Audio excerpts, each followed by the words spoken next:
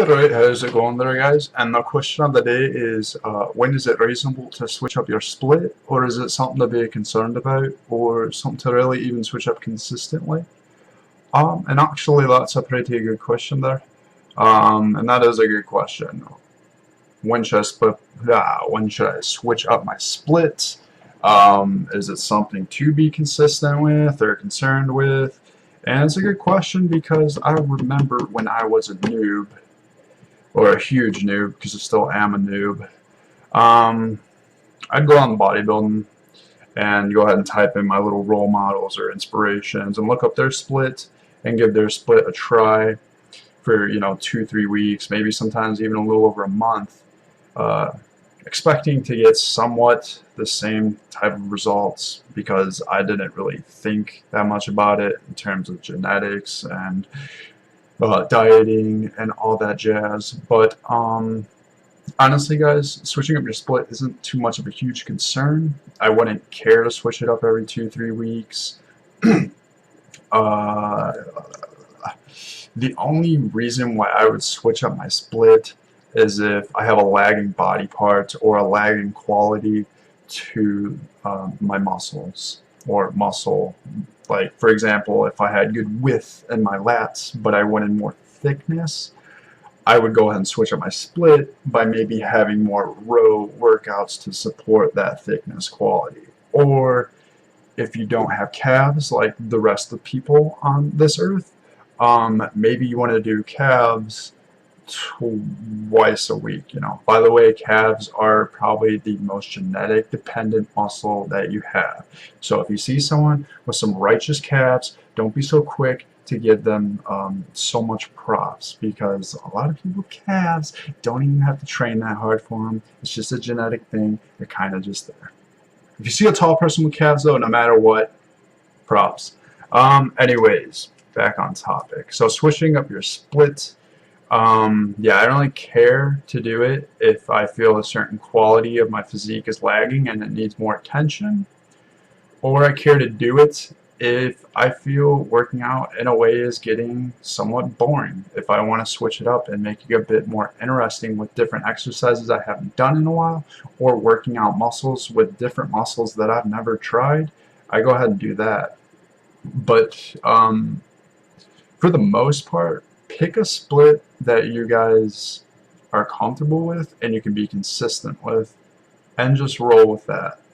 Other than that, I don't really ever care to switch up my split. In fact, I used to not really pay attention at all to what my split even was. Probably for 6-7 months I was going in the gym, and I'd have someone walk up to me and be like, "Yo, Luke, what were you working out today?" And I honestly told him I didn't know. Like, how come I walked in the gym? I don't know. Unless it was like the last day of the week and I had one muscle to work out. But sometimes I'd be like, I think I'm gonna work out chest. So really, it's not that big of a contributing factor in terms of really building muscle. The big contributing factor to building muscle is progressive overload, which is pretty much increasing the intensity of your workout through weight, adding more weight, more reps, or more sets. You're increasing the intensity of that workout. Another contributing factor is obviously be well rested.